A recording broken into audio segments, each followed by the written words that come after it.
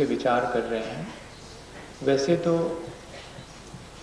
अपने जीवन को अच्छा बनाने की विचार की ये प्रक्रिया, ये विचार की यात्रा बहुत दिनों से हम एक साथ मिल बैठकर कर ही रहे हैं, पर ये विशेष अवसर है और हमने पिछले दिनों अपनी क्षमता बढ़ाई है। हमने अपने भीतर जो भी बुराइयां हैं उनको हटाने के लिए प्रयत्न भी किया है और ऐसे प्रयत्न में हमारे भीतर गुणवत्ता भी बढ़ी है। और वास्तव में किसी भी पर्व और किसी भी आयोजन की, या मैं तो सोचता हूँ कि हमारे अपने जीवन की सार्थकता ही इस बात में है कि हमारी गुणवत्ता बढ़ती चली जाए और हमारे भीतर से अवगुण निकलते चले जाएं। किसी ने एक बहुत अच्छा विचार दिया कि व्यक्ति के भीतर कैसे कैसे गुण बढ़ते चले जाने चाहिए। 9 वर्ष की उम्र में उसके पास कोई समझ नहीं है, ज्ञान नहीं है, लेकिन जब वो उससे दूने वर्ष का हो जाए 18 का, तो एक गुण तो आ ही जाना चाहिए। 8 अवगुण हैं। 27 का होने पर 2 गुण 7 अवगुण, 36 का होने पर 3 गुण 6 अवगुण, और अगर बढ़ाते जाएं तो 90 साल के होते होते गुण पूरे हो जाएं और अवगुण शून्य हो जाएं। ऐसा एक विचार दिया, अच्छा लगता है। इससे हमें ये मदद लेनी चाहिए कि हमारा जैसे जैसे जीवन बढ़ता चला जाए, हमारा अनुभव बढ़ता चला जाए, वैसे वैसे हमारी गुणवत्ता भी बढ़ती चली जानी चाहिए। हमारी आसक्ति और हमारे संसार बढ़ाने की प्रक्रिया धीरे धीरे हमें छोड़ते चले जाना चाहिए। बस यदि हम गुणों को छोड़ने का मन बना लें, ग्रहण ना करें, तो गड़बड़ हो जाएगी। और यदि हम अवगुणों को छोड़ने का मन बना लें और अवगुणों को ग्रहण ना करें, तो उसी का नाम तो त्याग है। और बहुत सारी चीज़ें तो हम छोड़ते हैं भैया, क्या क्या नहीं छोड़ते हम। जो हमारे लिए वेस्ट है वो तो हम हमेशा छोड़ते हैं, लेकिन क्या हम अपने अवगुणों का त्याग करके और गुणों का संग्रहण और संचय करने की कोई प्रक्रिया पर विचार करना पसंद नहीं करेंगे? करना चाहिए कि हमारे जीवन में हमने क्या संचित किया है। 4 ठो सिक्के सोने और चांदी के, थोड़ा सा भवन, या कि और बहुत सारी चीज़ें जिनको कि हम संचित और संग्रहित करके रखते हैं, क्या वास्तव में वो संग्रह हमारे लिए जीवन और आगे के लिए भी क्या लाभकारी है या नहीं है? ग्रहण तो करें, लेकिन कौन सी चीज़ का ग्रहण करें और कौन सी चीज़ को हम ग्रहण करने से इनकार कर दें। जब ग्रहण करने से इनकार कर देते हैं, वास्तव में उसी का नाम त्याग है। ग्रहण करने के बाद छोड़ना, सामान्य रूप से तो त्याग इसी को माना जाता है। लेकिन आचार्य ज्ञान सागर जी महाराज के चरणों में बैठो तो वो कहते कि छोड़ने में तो अहंकार आ सकता है, अपने आप को उससे छुड़ा लो। छूट गए, इस बात का धन्यवाद और इस बात की कृतज्ञता ज्ञापित करो अपने मन में कि कल तक दुनिया भर की चीजें ग्रहण करते थे, अच्छा हुआ कि आज उसके ग्रहण करने से हम बच गए हैं। लेकिन वास्तव में उत्तम त्याग तो यही कहलाएगा कि हम ग्रहण ही ना करें, और ग्रहण अगर हमने कर लिया है तो फिर हम ध्यान रखें कि वो ग्रहण किस प्रकार का है। आचार्य भगवंतों ने 2 तरह की प्रक्रिया रखी है कि जो हमारे पास है उसे अपने लाभ के लिए छोड़ देना या उससे अपने को छुड़ा लेना। वास्तव में तो शब्द यही होना चाहिए। छोड़ देने में तो थोड़ा अहंकार झलकता है कि मैंने छोड़ा, था क्या हमारा यहाँ पर जिसको कि छोड़ने का हम अहंकार करें। हम ही छूट गए कल तक भ्रमवश जिन जिन चीजों को इकट्ठा करते और अपना मानते थे, आज ज्ञान हो गया, लगता है ये मेरी अपनी नहीं है, मैं उनसे हट गया, मैंने अपना ममत्व उसमें से निकाल लिया। वास्तव में तो त्याग यही है, इससे आत्म शांति मिलती है। लेकिन जब तक जीवन में ये त्याग घटित नहीं हुआ तब तक क्या करें? तो देव ग्रहण भी करो तो देते भी जाओ। दोनों चीजों का एक बहुत अच्छा जीवन में संतुलन अगर बन जावे, ग्रहण का और त्याग का या कि दान का, तो वह भी त्याग धर्म ही कहलाएगा। आत्म शांति के लिए जब हम राग द्वेष और विकारी भावों का त्याग कर देते हैं तब वास्तव में वो त्याग है। लेकिन उन विकारी भावों पर नियंत्रण के लिए परिग्रह से निवृत्त हो जाना तो त्याग है, लेकिन परिग्रह का पूरी तरह निवृत्त नहीं हो पा रहे हैं तो उसका नियंत्रण तो कर ही सकते हैं। तो अपने परिग्रह का नियंत्रण कर लेने की प्रक्रिया का नाम ही तो दान है, और इसीलिए त्याग धर्म के अंतर्गत दान को भी शामिल किया गया है कि वास्तव में तो अपने को सब चीज़ों से विमुख कर लेना था, लेकिन यदि ऐसा ना हो पाए तो ग्रहण और साथ में देना, उस रूप में हम अपने त्याग धर्म का पालन कर सकते हैं। देने की प्रक्रिया बहुत विचारणीय है। हम दूसरे को देते हैं तो प्रति उपकार की भावना या कि तिरस्कार की भावना से भी दे सकते हैं। उसे तामसिक दान माना गया है, जिसमें हम दूसरे को तिरस्कार करके और देते हैं कि तुम भी क्या कहोगे, ले लो। या कि संक्लेश पूर्वक जब हम किसी चीज को दूसरे को देते हैं और या कि उससे अपेक्षा रखते हैं कि मुझे फिर मिलेगा, ये इन्वेस्टमेंट है, ये डोनेशन नहीं है।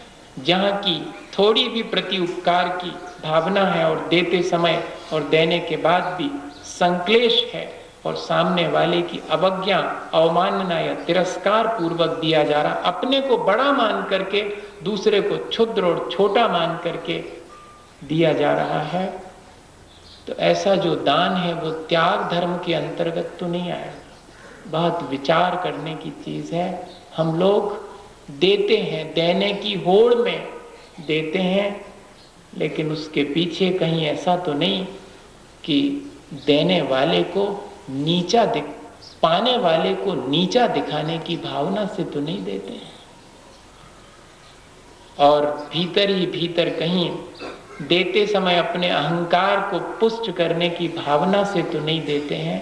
अगर ऐसा है कि हम अहंकारवश देते हैं तब वह दान भी राजसिक दान कहलाता है। इस तरह के दान में भी त्याग धर्म का पालन नहीं होता। ये दोनों सावधानियां रखनी चाहिए। आज इस तरह के दान बहुत देखने में आते हैं। बहुत थोड़े से दान हैं जिनमें कि व्यक्ति अपना कर्तव्य मान करके और सामने वाले ने ग्रहण कर लिया ऐसे कृपा मान करके जब देता है, जब वो लेने वाले को अपने से बड़ा मानता है, तब समझना चाहिए कि वास्तव में त्याग धर्म सफल हो गया। एक आध बार जीवन में ऐसा भाव भी बनाना चाहिए। वैसे बनता तो है ऐसा भाव, कभी कभी बनता है कि जब हम ये कृपा मानते हैं कि आपने हमारा कुछ स्वीकार कर लिया, आप यदि लेने से इनकार कर देते तो मेरे पास देने के लिए तो बहुत कुछ है, पर मेरा देना सार्थक आपने कर दिया है क्योंकि आपने ले लिया है। विनोबा ने लिखा कि किसी को अगर भूख नहीं लगती तो हम तो कभी अतिथि सत्कार ही नहीं कर पाते। बहुत अच्छा हुआ कि जो आपको भूख लगी इसलिए हमें अतिथि सत्कार का अवसर मिला। ऐसे अत्यंत कृतज्ञता के भाव से जो दान दिया जाता है वही त्याग धर्म के अंतर्गत आता है। आचार्य महाराज से एक बार सन 80 में लोगों ने कहा कि महाराज कभी कभी तो आपको भी जो है लोगों के सामने हाथ आगे करना पड़ता है और आपका हाथ नीचे रहता है और देने वाले का हाथ ऊपर रहता है। तब आचार्य महाराज ने बड़ा बढ़िया हंस करके जवाब दिया था कि भले ही देने वाले का हाथ ऊंचा रहे, लेकिन देखो कांपता कौन सा रहता है, नीचे वाला कि ऊपर वाला? ऊपर वाला कांपता रहता कि अगर बंद कर लिया तो क्या कर लेंगे, रखे रहो अपने पास, नहीं ले रहे। लेने वाला वहां पर बड़ा है। ऐसे सम्मान की भावना से जैसे मुनि जनों को हम दान देते हैं कि आपने ले लिया, हम पर कृपा कर दी, आप नहीं लेते तो हम क्या कर लेते, ऐसे ही दान की हमारे यहाँ पर परंपरा रही। ऐसे दान तीर्थ की स्थापना सबसे पहले अपन लोग आदिनाथ भगवान के समय में जो राजा हुए हैं श्रेयांश और सोम, उनके भाई, उन दोनों ने शुरुआत की थी। वही त्याग धर्म है वास्तव, जिस त्याग के पीछे हमारे मन में और आह्लाद है। दान दे मन हरक विसके, जिसमें कि हम आह्लादित होते हैं, फिर हम दान देते हैं। एक बार नदी और तालाब के बीच में इस तरह की चर्चा छिड़ी थी। तालाब ने कहा कि तू एक दिन खाली हो जाएगी, हमेशा देती रहती, उधर जा जा करके समुद्र में अपना सारा पानी देती चली जाती, खाली हो जाएगी एक दिन जरूर। अब लॉजिक तो बिल्कुल ठीक था कि देते चले जा रहे हैं तो खाली हो जाएंगे। नदी ने कहा कि नहीं, मुझे तो दिए बिना चैन ही नहीं, मेरा तो होना ही व्यर्थ हो जाएगा अगर मैं बहना छोड़ दूं और अपना जल और समुद्र में ना डालने जाऊं। मेरी यात्रा ही शुरू होती है समुद्र तक जाने के लिए। तालाब ने बहुत आर्गुमेंट दिए, लेकिन नदी चुपचाप अपना काम करती रही। सारा पानी जितना आता सब समुद्र में जाकर के भेज देती। और जब गर्मी पड़ी तो नदी की धारा भले ही पतली हो गई पर सूखी नहीं, पर तालाब तो सूख गया। जिसने कभी किसी को नहीं दिया उसे तो हमेशा भरा ही रहना चाहिए। देने वाले को रिक्त हो जाना चाहिए, लेकिन देखने में तो उल्टा ही आता है कि देते चले जाते हैं और भरते चले जाते हैं। वास्तव में जो देता है वो ही भरता है। जो ग्रहण करता है और विसर्जन नहीं करता है, उसका ग्रहण उसके लिए ही ग्रसित कर लेता है, उसे ही नष्ट कर देता है। हम थोड़ा सा विचार करें कि हम दें तो कितना दें और ग्रहण करें तो कितना ग्रहण करें, इस पर थोड़ा सा विचार करें। ग्रहण और त्याग का एक अच्छा संतुलन यदि हम बना लें तो त्याग धर्म सार्थक होगा।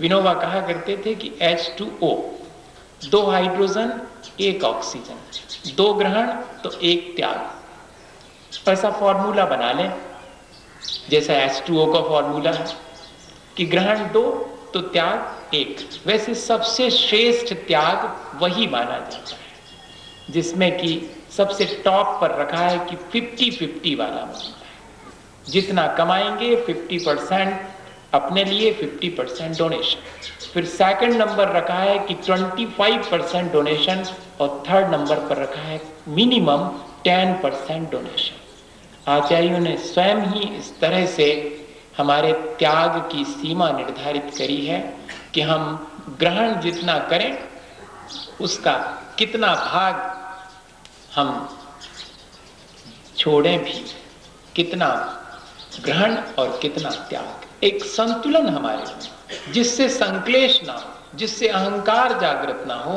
अपना कर्तव्य मान करके हम दें। बीज राख फल भोग वे, ज्यों किसान जगमाई। पहले नंबर का पॉइंट है कि हम ग्रहण कितना करें जिससे कि हमारे लिए आगे का, हम ग्रहण या कि भोग कितना करें जिससे कि आगे के लिए हमारा कुछ सुरक्षित रहे। बीज को कभी नहीं खाता किसान, कितनी भी मुश्किल कड़ी हो जाए जीवन में, लेकिन कभी अपने संचित बीज को तो भैया आगे के लिए इतना तो बचा करके रखें, उतना ही भोग में लगाएं जिससे कि हमारे थोड़ा बहुत संचित भी होता रहे पुण्य के रूप में।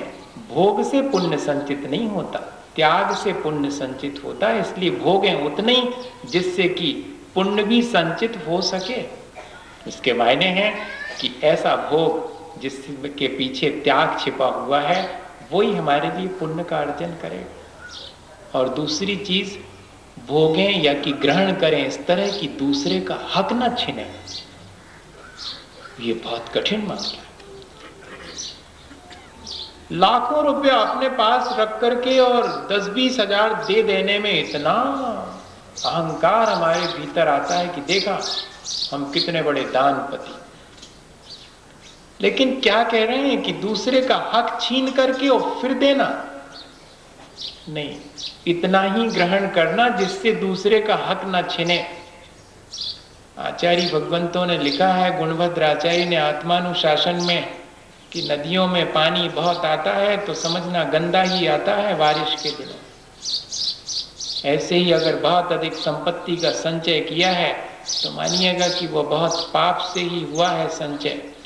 चक्रवर्ती जैसे पुण्यात्माओं को एक्सेप्शन मानना, जिनको की दुकान खोले बिना और 9 निधियां 14 रत्न अपने आप प्राप्त होते हैं, वो एकदम अलग चीज है। हम और आपको तो बिना पाप किए धन का संचय या ग्रहण होता ही नहीं है। इसलिए ग्रहण उतना ही करें जिससे कि दूसरे का हक ना छीने। एक बहुत छोटा सा उदाहरण ले लेते हैं घर गृहस्थी में, तो जल्दी से समझ में आएगा। हाँ, नहीं तो थोड़ा ऐसा लगेगा कि ऐसे कैसे किसी का हक ना छीने। घर में 4 लोग हैं, हम अपनी सुना रहे, चलो अच्छा। 4 लोग हैं घर में, माँ है, पिता हैं, दोनों भाई हैं। बड़ी बहन तो बहुत पहले चली गई थी, ब्याह हो गया था। 4 हैं। मटर फल्ली आती है, हम लोग बटरा बोलते हैं उसका, मटर फल्ली बोलते हैं। घर में आती थी, जब महंगी रहती तो थोड़ी सी आती घर में। 1 पाव आई है, 1 पाव में से छिलके विलके निकल जाते हैं, 200 ग्राम बच गई है। एक के जुम्मे कितनी कितनी आएगी? 50-50 ग्राम। अब तारीफ इस बात में है कि खाते समय इस बात का ध्यान रखना, ऐसा नहीं कि माँ तो जो है औगड़दानी है, बनाने वाला तो देने के लिए ही बनाता है, तो ऐसा नहीं कि माँ का हिस्से का भी मटर हम अपनी थाली में डलवा लें। बस इतना ही करना है, इतना ही ध्यान रखना है कि 4 लोग हैं और चारों के लिए है ये, इसमें से इतना इतना, 1-1 चम्मच सबको। 1 चम्मच हो गया तो बस अब नहीं चाहिए, अरे थोड़ा हो गया, नहीं चाहिए ही नहीं हमको, हो गया इतनी तो बहुत है। ये भी फील नहीं कराना कि आपके लिए छोड़ रहे हैं, कृपा कर रहे हैं, मुझे चाहिए ही नहीं, मेरा हो गया पूरा। क्या इस तरह की कोई फीलिंग अपने भीतर आती है, तब मानिएगा कि हमने जो ग्रहण किया है वो वास्तव में दूसरे को बिना कष्ट और क्षति पहुंचाए, बिना किसी दूसरे का हक छीने हमने ग्रहण किया। अगर हम ग्रहण करना भी सीख लें तो हमारा त्याग सार्थक हो जाए। अनाप शनाप तरीके से ग्रहण करते रहना और फिर बाद में कहना कि ये थोड़ा सा त्याग कर दिया, वो त्याग धर्म में शामिल नहीं, ये ध्यान रखें। जिसने ग्रहण ही ऐसा किया है जिससे किसी दूसरे को क्षति नहीं पहुंची, किसी का हक नहीं छीना। और तीसरे नंबर पर कहते हैं कि ग्रहण कब तक करें? जब तक कि त्याग कर सकें तभी तक ग्रहण करें। अभी एक दिन कुछ लोगों ने नियम लिया, बहुत अच्छा लगा। उन्होंने कहा, महाराज अगर कोई एक नई चीज ग्रहण करेंगे तो पहले एक निकाल देंगे। दूसरों ने कहा कि ठीक है, ऐसा हम कर तो सकते, पर 2 ग्रहण करेंगे तो एक निकालेंगे जरूर, इतना भी ठीक है। अगर 2 चीजें घर में लाएंगे तो एक निकालेंगे जरूर, तब 2 चीजें घर में लाएंगे। और दूसरा कह रहा है कि नहीं, एक चीज भी अब घर में ज्यादा आएगी तो एक पुरानी वाली निकाल दूंगा, मैं पहले ग्रहण करने से पहले त्याग कर दूंगा। तो ग्रहण कब तक? जब तक कि मैं त्याग करूं तभी तक ग्रहण करूं। जितना ग्रहण करूं उतना ही त्यागूं।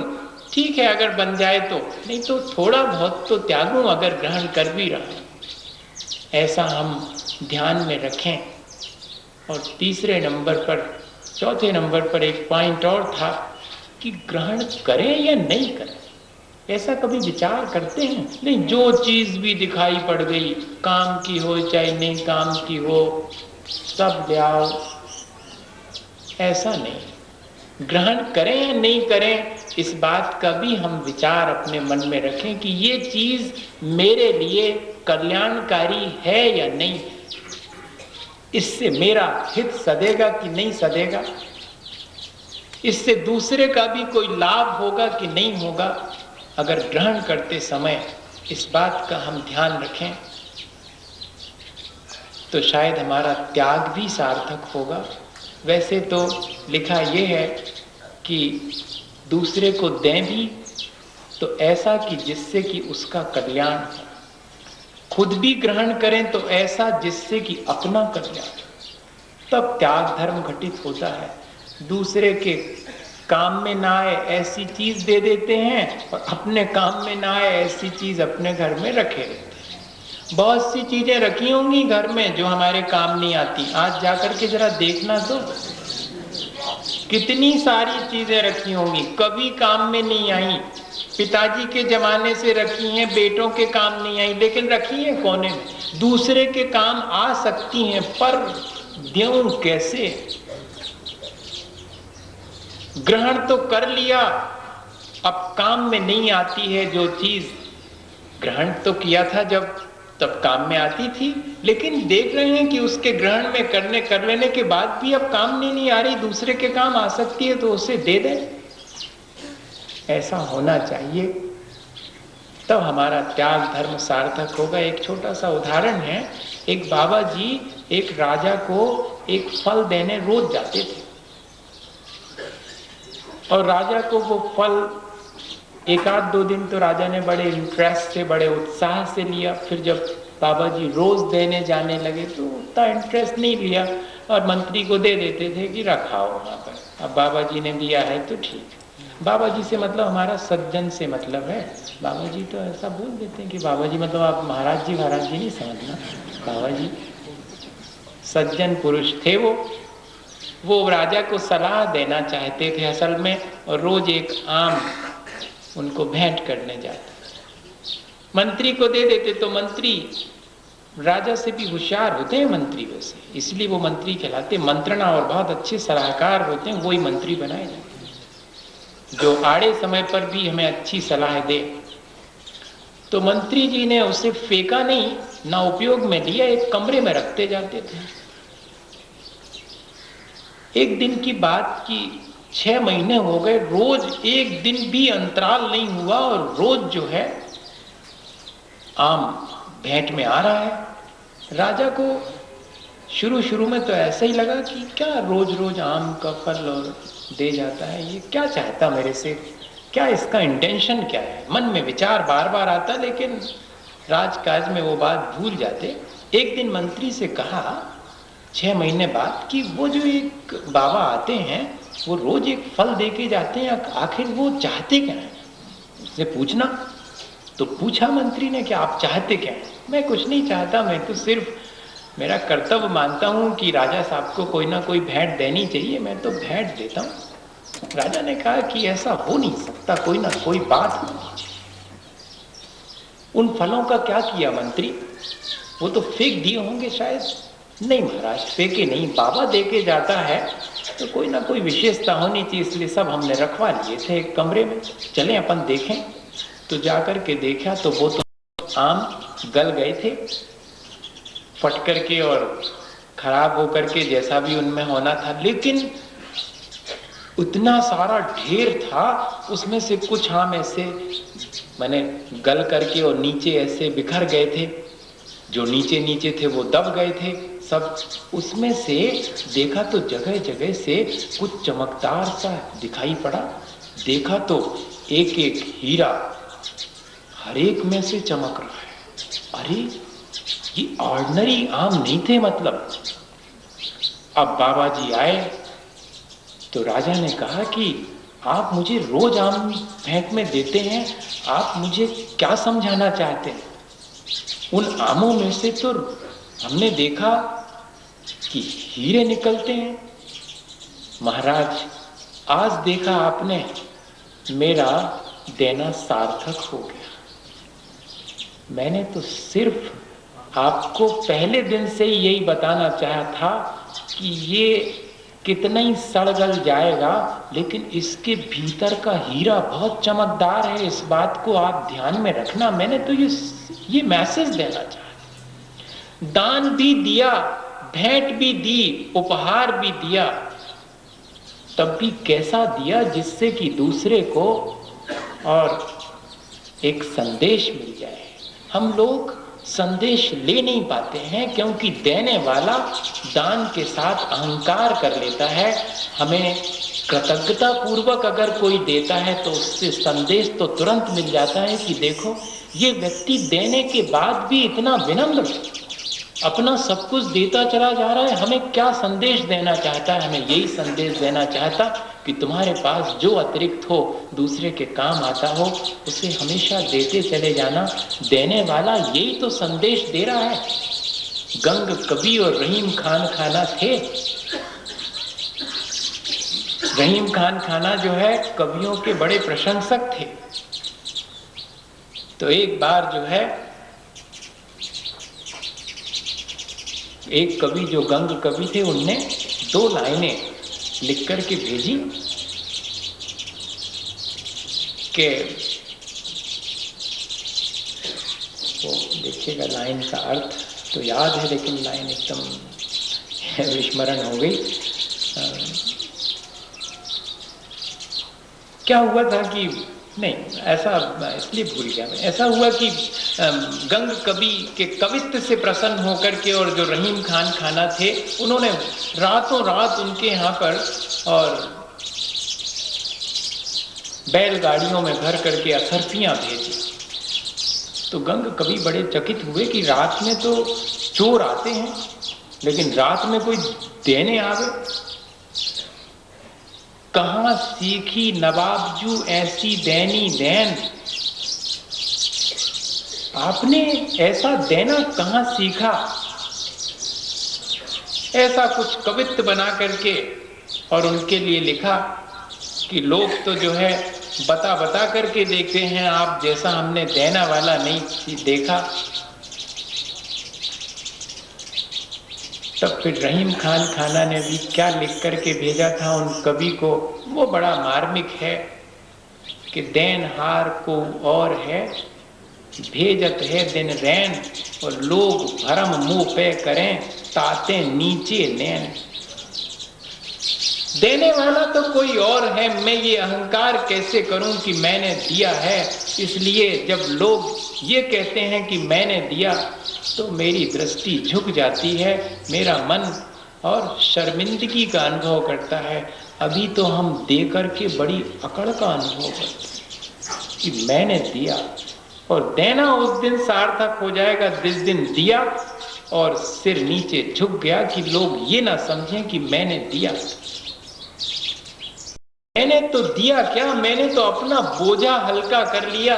मेरे पास तो इतना सारा था जो मुझे मुश्किल में डाले हुए था। अच्छा हुआ कि थोड़ा सा दूसरे ने भी हमारा हिस्सा लेकर के हमारा बोझा कम कर दिया।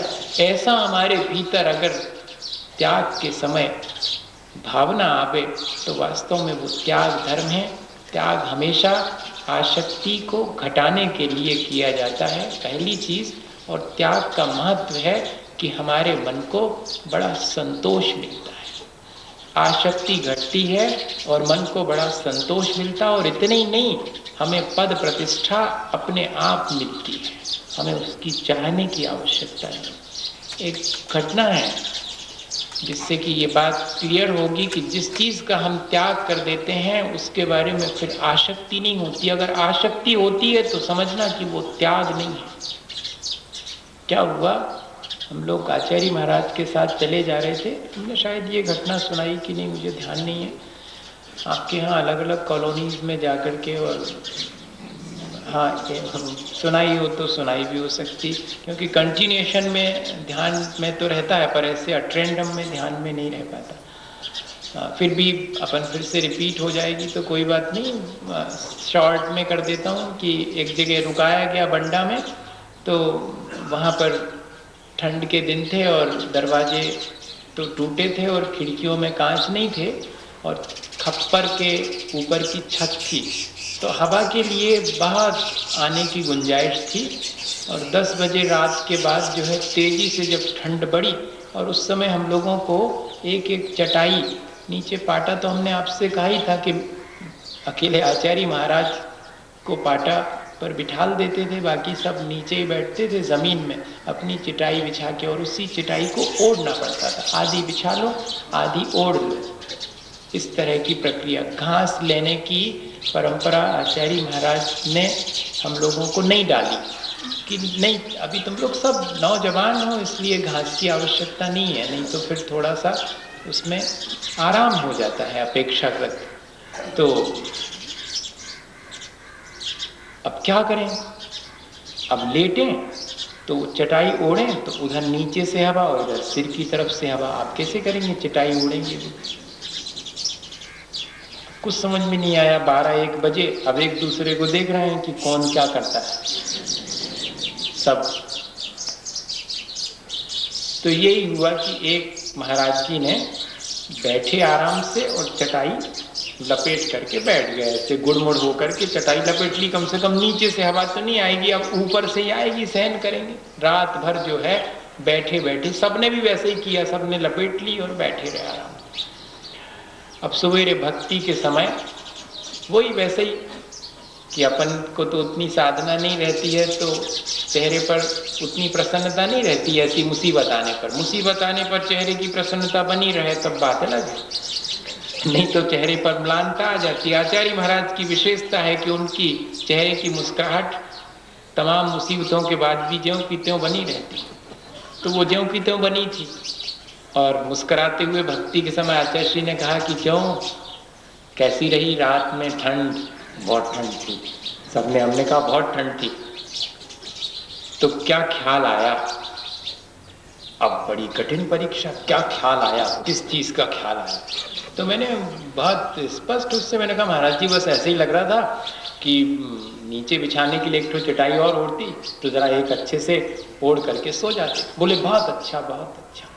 कम से कम छोड़ी हुई रजाई और गद्दे का याद तो नहीं आया, एक चटाई का ही स्मरण आया। त्याग सार्थक हो गया। त्याग करने के बाद अगर उस चीज के प्रति आसक्ति जागृत हो जावे तो वो हमारे त्यागी हुई वस्तु को और त्याग को नष्ट कर देती। ये सावधानी आवश्यक है कि जितनी अनासक्ति उतना ही त्याग, और या फिर त्याग कर दिया है अगर तो फिर धीरे धीरे आसक्ति भी घटनी चाहिए। कई बार ऐसा भी होता है कि हम त्याग कर देते हैं, बाद में आसक्ति हटती है, या कि आसक्ति कम हो जाने पर त्याग होता है। दोनों ही चीज़ें सावधानी रखने की हैं। ऐसा त्याग और महत्व तो त्याग का ही है। ग्रहण का कभी किसी ने, अपन लोग करने लगे हैं अब, हालांकि उसके पीछे भी त्याग का ही भाव है। सम्मान ग्रहण करने वाले का कभी किया हो? मेरे ख्याल से तो व्रत नियम के ग्रहण करने वाले का सम्मान तो किया होगा, लेकिन किसी ने 1 लाख रुपए संग्रह किए उसका सम्मान तो कभी किसी ने नहीं किया होगा। एक सेठ जी थे, हाँ, तो वो सेठ जी जो है बिल्कुल भी खर्चा नहीं करते थे, ग्रहण तो बहुत करते थे, लेकिन उनके अंदर जरा भी दूसरे के देने की, अपने खाने पीने में भी बड़ी कोताही करते थे। अच्छा नहीं खाएंगे, अच्छा नहीं पहनेंगे, जोड़ जोड़ के धरते। लोगों में बड़ी चर्चा का विषय था, बड़ी निंदा थी कि कैसा व्यक्ति है, बड़ा कंजूस है। देखो आप, जोड़ जोड़ के रखने वाले को कोई भी हो क्या कहेगा, यही कहेगा। पर उन सेठ जी की एक विशेषता थी, अच्छा कोई कितना भी खराब क्यों ना हो लेकिन एक आध चीज तो अच्छी रहती, और कोई कितना भी अच्छा ना हो, कोई कितना भी अच्छा हो, एक आध खराब चीज भी रहती है उसके भीतर। भगवान को छोड़ करके बाकी कोई परफेक्ट नहीं है। तो क्या हुआ कि उनकी पूजा भक्ति में बड़ी बड़ी रुचि थी। कहीं पर कीर्तन वीर्तन हो रहा हो तो उसमें पहुंच जाते। एक बाबा जी आए तो वो कीर्तन करवाते थे बढ़िया, भगवान का भजन, तो ये उसमें शामिल हो गए। शामिल हो गए, लेकिन कौन पूछने वाला था? इतना धनवान व्यक्ति, लेकिन कोई नहीं पूछता। वहां पर जहां जूते चप्पल उतरते वहां तक भर गया था पूरा, वहां बैठ गए वो। अब लेकिन उस पूजा भक्ति के दौरान बीच बीच में और दान की और त्याग की बाबा जी ने इतनी बढ़िया चर्चा करी कि उनका मन बन गया। जिंदगी निकल गई, कभी मन नहीं बना, उस दिन मन बन गया। और दुकान से लौटे थे वो 100 असरफियां रखे थे चांदी की, और पता नहीं क्या हुआ, और वहां से उठे। लोगों ने तो जगह तक नहीं दी उनको, क्योंकि सब जानते थे कि ये पता नहीं बाबा जी के पास जाके क्या करेंगे, और ये ना कहें कि आशीर्वाद दे दो, 2-5 लाख रुपए और हमारे पास आ जाए। किसी ने जगह, बड़ी मुश्किल में जगह बना करके थैली पोटली हाथ में पकड़े और बाबा जी के सामने जाकर के पूरी थैली और डाल दी कि भगवान आपकी कृपा हो तो स्वीकार कर ले आप।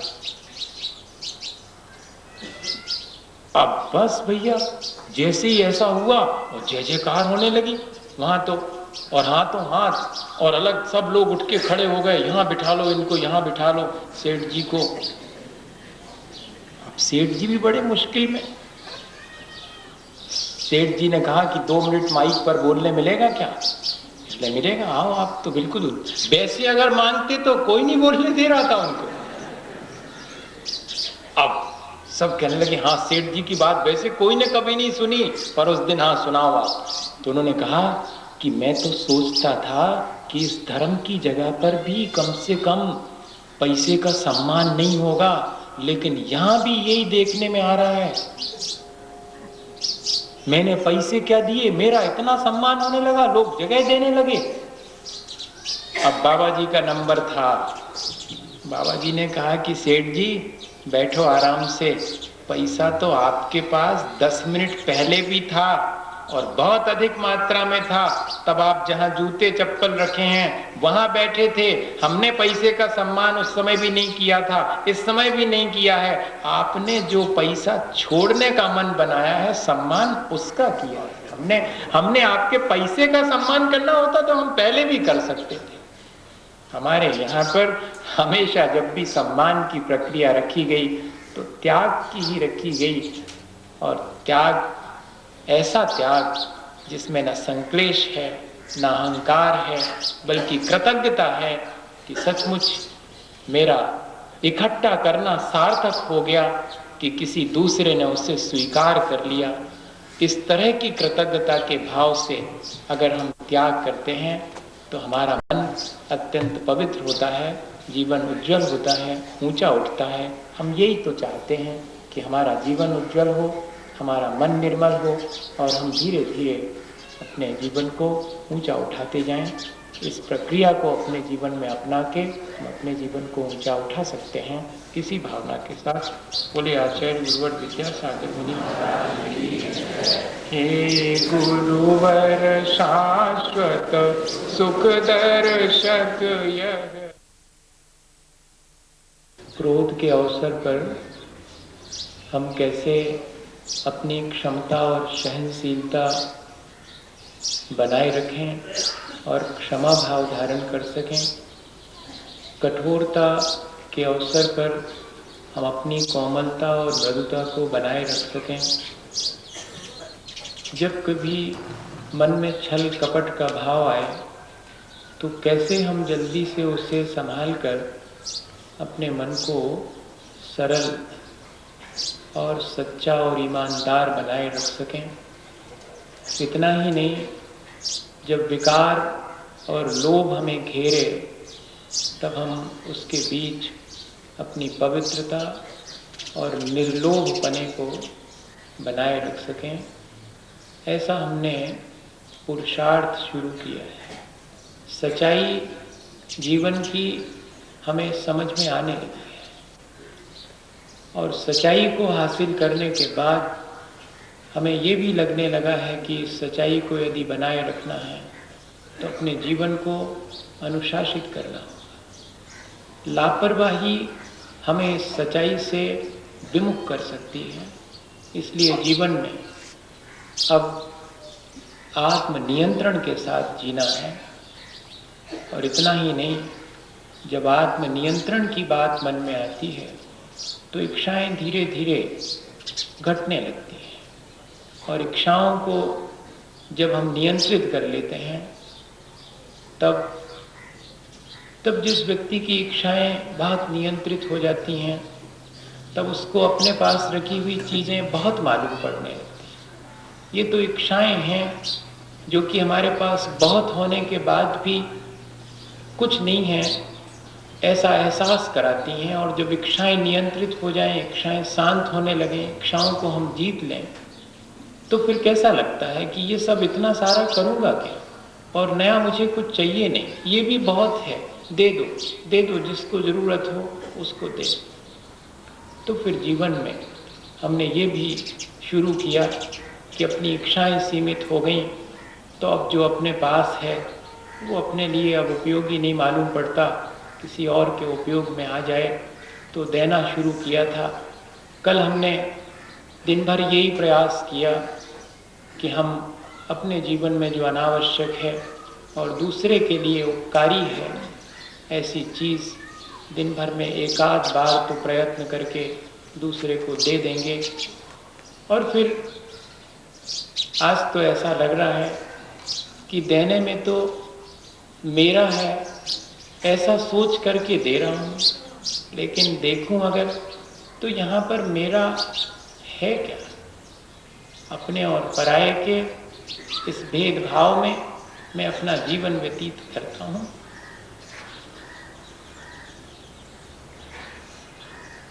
यहाँ अपना पराया कुछ भी नहीं है, ये तो हमारे मन का भ्रम है।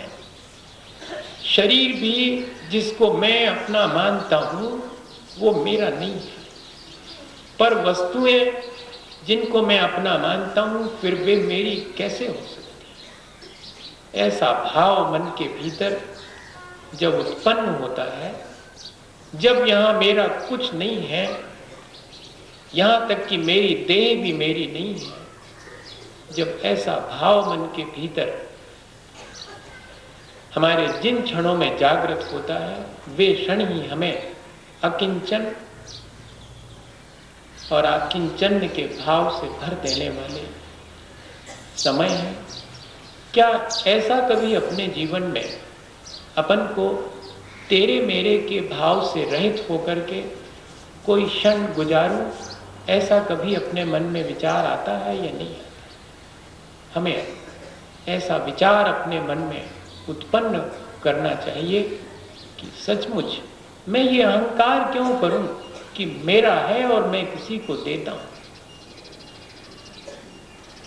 इसका भी मुझे त्याग कर देना चाहिए। यहाँ पर सबका है, हमने मान लिया है कि ये मेरा है, ये उसका है। और इस तेरे और मेरे के संसार में मैं निरंतर अपने मन में अहंकार और संक्लेश दोनों ही करता हूँ।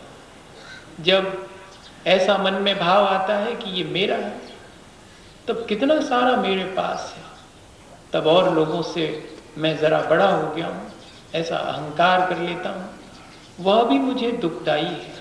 और जब मैं कंपेयर करता हूँ, मेरे पास तो कुछ भी नहीं है, लोगों के पास तो कितना कुछ है, तब मैं संक्लेश कर लेता हूँ।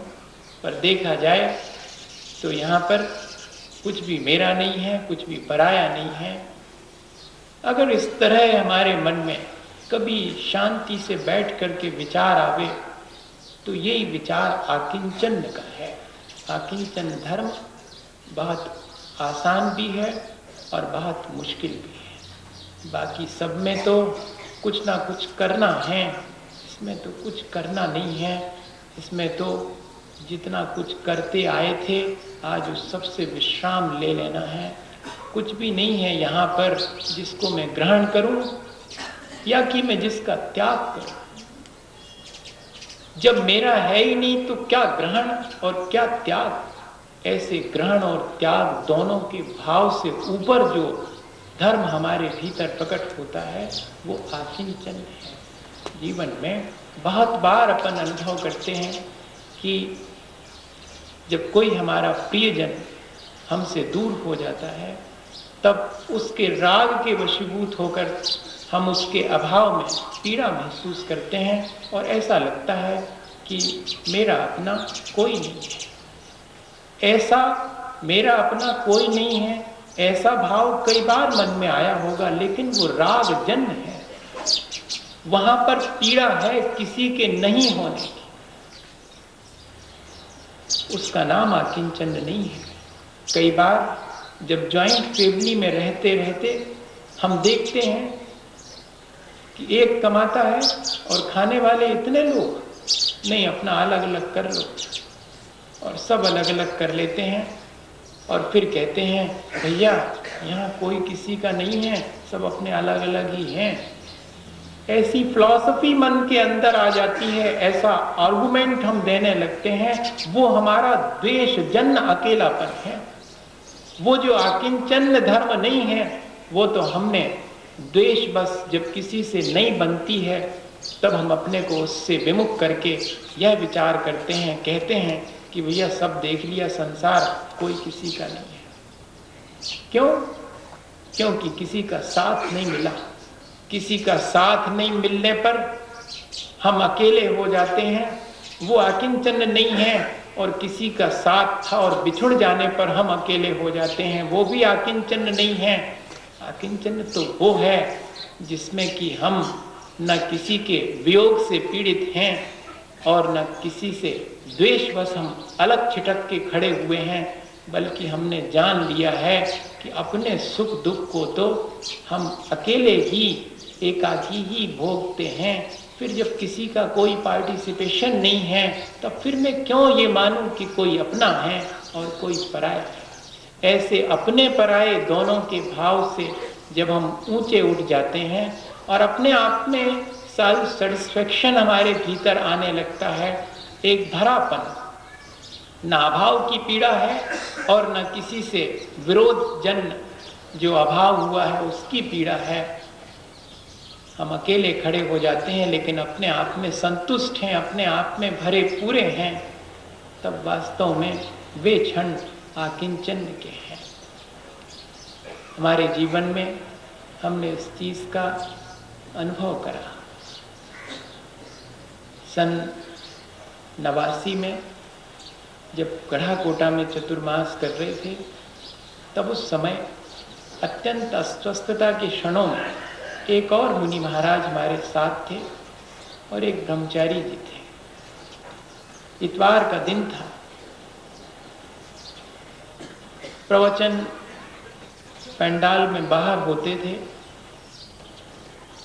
तो मंदिर की परिक्रमा में सब लोग बैठा करते थे। उन्होंने तो मना किया कि मैं नहीं जाऊं आपको अकेले छोड़कर। मैंने कहा नहीं, आप जाएं और लोगों को धर्म ध्यान कराएं, मैं शांति से अपना समय व्यतीत करूंगा। और उनके जाने के बाद और फीवर बहुत बढ़ने लगा, तब किसी को कोई भी तकलीफ हो, कोई कितना भी निष्प्रही क्यों ना हो, लेकिन उसके मन में एक क्षण को विचार तो आता है कि कोई पास में होता। और वही फीलिंग थोड़ी देर को आई। चटाई में से मैंने सिर बाहर निकाल के देखा, दूर दूर तक कोई भी नहीं है, किसी की आवाज़ भी नहीं आ रही। पंडाल बहुत दूर है, वहाँ प्रवचन हो रहा, यहाँ कोई भी नहीं। और उन क्षणों में तब पहली बार, और वो आज भी है, पहली बार मुझे, वैसे तो हम सब लोग कहते हैं कि कोई किसी का नहीं है, लेकिन पहली बार उन क्षणों में लगा था कि सचमुच इसलिए कोई किसी का नहीं है क्योंकि अपने सुख दुख को तो हमें अकेला ही होगा। किसी से कोई द्वेष है इसलिए नहीं कि कोई किसी का नहीं है। ऐसा हम द्वेषवश भी कह देते हैं कि कोई किसी का नहीं है, या कि कोई हमसे जब बिछुड़ जाता है तब कह देते हैं कि कोई किसी का नहीं है। वैसा नहीं, सचमुच हम अपने सुख दुख और अपने कर्मों के फल भोगने में कितने एकाकी हैं, कितने अकेले हैं, और व्यर्थ ही हम अपने पराये का भेद करके अपने जीवन में अहंकार और संक्लेश करते रहते हैं। तब उन क्षणों में, आज भी मेरे पास लिखा हुआ रखा है, अपने पेन और डायरी पास में रखता था, कि आज तक कहता था कि कोई किसी का नहीं है, आज मैंने अनुभव किया कि कोई किसी का नहीं है, क्योंकि अपने सुख दुख में सब अकेले हैं। और उसके बाद दूसरे दिन फिर नहीं लेटा मैं। तब से आज तक कोशिश करता हूँ कि दिन में विश्राम न करूँ, 24 घंटे अपने काम में लगा रहूँ, क्योंकि किसी भी क्षण सांस रुक जाएगी तो कोई हाथ लगा लेगा। जिनको हम अपना मानते हैं वे भी असहाय और दीनहीन खड़े हो जाते हैं जब अपने मानने वाले का प्रयाण होता है। उस महाप्रयाण के समय राजा भी अपने पुत्र के सामने दीनहीन और भिखारी की तरह असहाय होकर खड़ा हो जाता है। मृत्यु को आदेश दे कि तुम नहीं ले जा सकते, अपने पुत्र को आदेश दे कि तुम मेरी आज्ञा के बिना अपने प्राण नहीं छोड़ सकते, जिसको आज तक आज्ञा में अपने रखा था। क्या ऐसा कर सकते हैं? कोई नहीं कर सकता। इतने एकाकी हम सब अपना जीवन जीते हैं। इस तरह की अनुभूति यदि हमारे भीतर हो तो हमारे भीतर एक सामर्थ्य उत्पन्न। ऐसी अनुभूति होने से ऐसा नहीं समझना कि हम बहुत दीनहीन और बहुत आइसोलेटेड हो जाएंगे, ऐसा नहीं समझना। ये फीलिंग हमारे अंदर एक सामर्थ्य पैदा करेगी, स्वावलंबन पैदा करेगी, हमें गिला शिकवा और शिकायत से बचाएगी, जो हमें अपने और पराये दोनों से होती है। पराये से हमें शिकायत होती है कि वो पराया क्यों है, और अपने से शिकायत तब होती जब वो हमारे स्वार्थ की पूर्ति नहीं करते। जब हम एकाकी अनुभव करेंगे तो इतने निस्वार्थ और इतने निष्प्रही हो जाएंगे, उन क्षणों में हमारी सामर्थ्य इतनी बढ़ जाएगी कि किसी के परावलंबन की आवश्यकता नहीं, इतने स्वावलंबी हम बन करके अपना जीवन जिएंगे। एकाकी होने का मतलब ये नहीं है कि परिवार और समाज और प्राणी मात्र के से हट करके कहीं खड़े हो जाना, बल्कि उनके बीच ऐसा जीवन जीना कि किसी के आलंबन की आवश्यकता नहीं है, लेकिन सबको मेरा आलंबन है, सबको मैं सहारा दूं, मुझे किसी के सहारे की आवश्यकता नहीं। इस तरह का जो भाव है वास्तव में वो आकिंचन का भाव है। एक छोटी सी घटना कहूँ और बस आज अपन इतनी ही बात करेंगे। वैसे तो सारी बात हो चुकी, परिग्रह से मुक्त होना, ममत्व से मुक्त होना और अपने जीवन को सहज रूप से जीना। अपन को लगता है कि हम ममत्व पूर्वक जिएंगे तो शायद अच्छे से जिएंगे, लेकिन हम कोशिश करें, हम शायद उन लोगों से अच्छा संबंध रखते हैं जिनके प्रति हमारा ममत्व नहीं होता, जिनके प्रति हमारे अंदर मेरेपन का भाव होता, उनसे उतना अच्छा व्यवहार नहीं करते। देख लो, घर के लोगों से कभी हम 10 मिनट बैठ करके बहुत प्यार से बात करते हैं, या कि हम बाहर के किसी पराये व्यक्ति को जिसको हम अपना नहीं मानते उससे ज्यादा, क्योंकि उसके प्रति कोई स्वार्थ नहीं। और इतने ही नहीं, अगर अपन ट्रेन में जा रहे हों और घंटे 2 घंटे को किसी से बात करने का अवसर मिला है, फिर अपनी अपनी जगह उतर जाना है, पता नहीं कौन कब मिलेगा, उस समय हम जिस तरह का व्यवहार करते हैं, क्या ठीक वैसा ही व्यवहार हम हमेशा नहीं कर सकते? ऐसा ही मान करके कि कौन अपना कौन पराया, कल के दिन जो अपना है उसे पराया होने में देर नहीं लगनी है, और कल तक जिसको पराया माना था, एक क्षण में कहो वो इतना अपना हो जाए कि हम दंग रह जाए देख करके। ये चीज अगर हम अपने जीवन में खुद अनुभव करें तो हम देखेंगे कि हमारा जीवन कुछ और ही होगा, हमारी लाइफ स्टाइल कुछ और ही होगी। ऐसा नहीं समझना कि ऐसे हम अलग थलग सब दुनिया से कट करके खड़े हो जाएंगे, ऐसा नहीं है। ये आकिंचन सबके बीच में रह करके अत्यंत निष्प्रभ और अत्यंत निस्वार्थ और स्वावलंबी होकर के जीने की प्रक्रिया है आकिंचन। ये हम सब अगर अभ्यास करें तो हमारे जीवन में भी ये चीज़ आ सकती है। वो छोटी सी घटना आपसे कहूँ कि एक साधु जी और पेड़ के नीचे और रात व्यतीत कर रहे थे, शाम हो गई थी, रात घिरने ही वाली थी। राजा का महल उस वृक्ष से थोड़ी दूर था। राजा अपने महल की खिड़की में खड़े हुए देख रहे थे कि रात घिरने को है, और एक बाबा जिनके पास पूरे ठीक से कपड़े भी नहीं हैं, रात कैसे व्यतीत करेंगे। चलें देखें, अगर वो अपने महल में आ जाएं तो कितना तो महल खाली पड़ा हुआ है, कहीं भी ठहर जाएंगे। और लेकिन अगले क्षण मन में ये भी आया कि अगर मना करेंगे तो मानूंगा सच्चे साधु हैं, और अगर मना नहीं करेंगे आ जाएंगे तो फिर थोड़ा लगेगा कि कैसे साधु हैं। मन तो मन है। किसी की निष्प्रहता बाहर वाणी में और क्रियाओं में दिखाई पड़ती है, और किसी के मन की निष्प्रहता ऐसे सहज रूप से दिखाई नहीं पड़ती है। और आज वर्तमान में जो वाणी संजितती निष्प्रहता का अपने वाणी से कहे कि मैं बहुत निष्प्रह हूं, या कि वैसा निष्प्रहता का दिखावा करे, उसको हम निष्प्रही मान लेते हैं। अंतरंग में कोई कितना निष्प्रही है ये तो तब मालूम पड़ता है जब उन चीजों के अभाव में भी वो शांति से रह ले।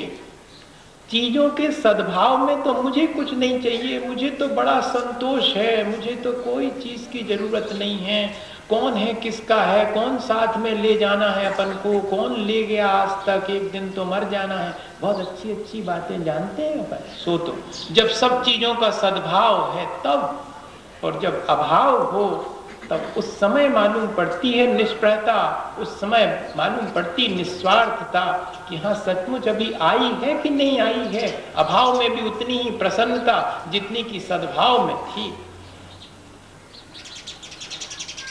बाबा जी से निवेदन किया महाराज ने, राजा साहब ने, कि बाबा जी आपका ही महल है, जहाँ चाहो वहाँ रहो, पधारो, पवित्र करो, कहाँ यहाँ पर आप अपनी रात बिताएंगे। बाबा जी फौरन तैयार, एक आध बार भी मना नहीं किया। राजा के मन में संदेह आ गया, लगता है कि शायद ये तो हमारे महल के सामने इसीलिए आके बैठे थे कि कोई ना कोई जगह मिली जाएगी। अभी इनके मन में निष्प्रहता आई नहीं है, बाहर बाहर से साधु बने हैं, लगता है भीतर से अभी बने नहीं। दूसरे के बारे में उसकी ममता दिखाई पड़ती है, अपना राग नहीं दिखाई पड़ता, अपना द्वेष नहीं दिखाई पड़ता, दूसरे का राग द्वेष दिखाई पड़ता है संसार में। अब आ गए बाबा जी सहज रूप से, तो चलो बाबा जी दिखाऊंगा आपको अपना महल, कौन सा जहां आपको पसंद आए वहां पर। और दिखा रहे हैं, एक से एक कमरे हैं, एक से एक सुविधाओं से संपन्न है। तो बाबा जी ये सबसे श्रेष्ठ है, अत्यंत सुविधा संपन्न है, आप यहाँ पधारो। बाबा जी ने कहा ठीक। अब तो और मुश्किल, थोड़ा बहुत तो कहते कि नहीं नहीं नहीं हमें नहीं चाहिए, आप तो हमें कहीं ऐसे ही रोक दो, क्या करना है, हम तो बाबा जी हैं। इनको तो इतना सुविधा संपन्न दिखाया तो उसी के लिए तैयार हो गए। अब तो पक्का हो गया कि बाबा जी नहीं है ये तो। हाँ, और उतने भव्य महल के उस आलीशान कमरे में वो बाबा जी आराम से लेट गए। सुबेरे उठे तो राजा ने कहा कि कैसी बीती रात बाबा जी। बाबा जी भी ऐसा नहीं है, सचमुच बाबा जी थे। बाहर से दिखने वाले बाबा जी बहुत हैं, भीतर से वाले बाबा जी थे वो। राजन, कुछ आपके जैसी और कुछ आपसे भी अच्छी गुजरी रात। बड़े चकित हुए राजा, मेरे से कुछ अच्छी कैसे? बताऊंगा कभी, बताऊंगा बालक, कभी बताऊंगा। तो मतलब अभी और रुकने का विचार है क्या? भीतर भीतर सोचा उन्होंने, रुक ही गए वो तो। 1 दिन, 2 दिन, 10 दिन, महीने, 6 महीने व्यतीत हो। एक दिन राजा ने कहा कि बाबा जी अब तो मुझ में और आप में कोई ज्यादा अंतर दिखाई नहीं पड़ता, पर मैं जब भी आपसे पूछता हूं कि कैसा गुजरा आपका दिन और कैसी गुजरी आपकी रात, आप कहते हैं कुछ मेरे जैसी, कुछ मेरे से भी अच्छी। आप में और मुझ में अब ज्यादा अंतर नहीं, आप भी उसी आलीशान महल में रहते हैं, आप भी सारी सुख सुविधाओं का उपभोग करते हैं, मेरे जैसा ही सब कुछ है आपको ठाट बाट। राजा ने कहा कि आज बता ही देता हूं, उठाओ मेरा कमंडल, चलते हैं थोड़ा सा अपन घूम करके आते हैं, रास्ते में वहीं बात करेंगे, यहाँ क्या राजमहल में बात करें। चले हैं कमंडल उठा के राजा पीछे पीछे, बाबा जी आगे आगे चलते चले जा रहे हैं। अरे ठहरो तो बाबा जी, अब बहुत दूर आगे, जो कहना हो यहीं कह लो। बस बेटा थोड़ी दूर और, वो जो नदी दिख रही उसके पार। नहीं बाबा जी, नदी के उस पार तो नहीं जा पाऊंगा। क्यों? इतना बड़ा मेरा महल छोड़ करके आया हूं, वो मेरा महल कौन उसकी सुरक्षा करेगा? मेरे अभाव में तो वो कैसे, उस महल की शोभा ही नहीं रहेगी। बाबा जी मैं तो लौटूंगा। तो सुनो, मैं तो अब नहीं लौटूंगा। अरे बाबा जी, इतना बढ़िया महल और आप वहां 6 महीने रहे, और चलो लौट चले। मैं जंगल में भी वर्षों से रहता हूँ, 6 महीने तुम्हारे यहाँ रहा। जैसे जंगल में रहता था ऐसे ही तुम्हारे यहाँ रहा। न जंगल मेरे भीतर आता था, न महल मेरे भीतर मैंने आने दिया। मैं महल में रहा जरूर हूँ, लेकिन मैंने महल को कभी अपना नहीं माना। तुम अपना मानते हो तो लौट जाओ, मैं तो अपना मानता ही नहीं, इसलिए लौटने का कोई सवाल ही नहीं। आगे आगे बढ़ता चला जाऊंगा।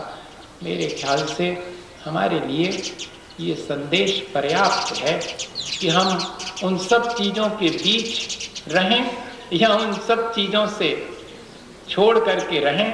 अगर उन चीज़ों के प्रति हमारे मन में अपने पराये का भाव नहीं है तो हम कहीं भी रहें, सहज रूप से अपना जीवन व्यतीत कर सकते हैं। ये अपने पराये का भाव ही हमारे संसार को निर्मित करता है और हमारे दुख का कारण बनता है। क्या ये बात कभी शांति से विचार करके हम अपने जीवन में इस आकिंचन धर्म को लाएंगे? ज़रूर से हमें ऐसा पुरुषार्थ करना चाहिए, इसी भावना के साथ कि ये भावना अपने पराये से ऊपर उठने की भावना और सब प्राणी मात्र को अपना मान लेने की भावना हमारे भीतर आए। ऐसा धर्म हमारे जीवन को ऊंचा उठाए। बोले आचार्य गुरुवर विद्यासागर। हे गुरुवर शाश्वत सुख दर्शक, यज्ञ नग्न स्वरूप तुम्हारा है। जग की नश्वरता का सच्चा दिग्दर्शन करने वाला है। जब जग ऋषियों में रचि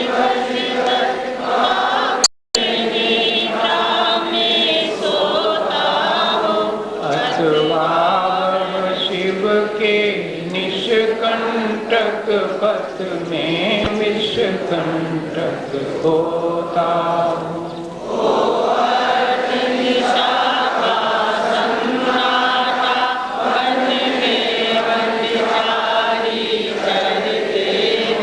तब शांत निराकुल मानस तुम तत्वों का चिंतन करते हो।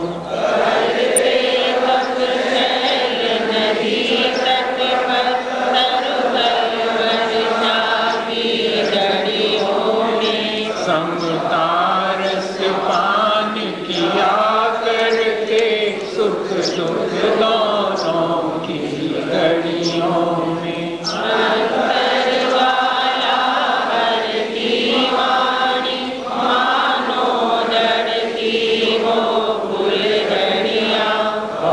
बंधन तड़ तड़ टूट पड़े, खिल जावे अंतर की कड़िया।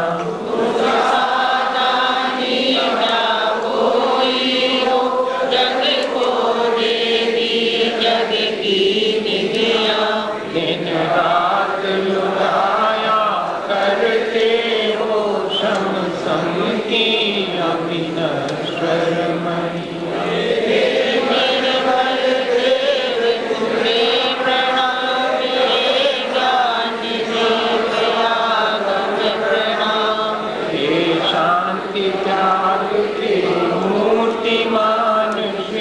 पथ पंथी गुरुवर विद्या को ज्ञान के प्रकाश को आपा परिभाष को मानुषी बखानी है। शहो द्रव्य जानवे को बंद विद्वान वे को सपर 96 को परम प्रमणीय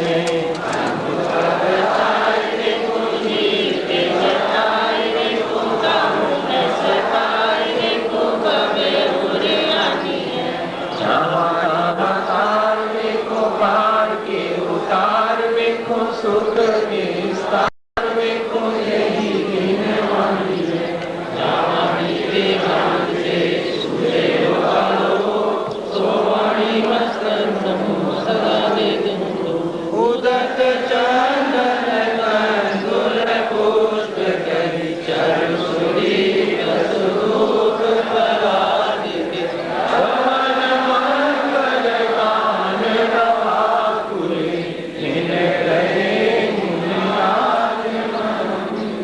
ओम नीम श्री 108 परम पूज्य आचार्य गुरुवर श्री विद्यासागर जी।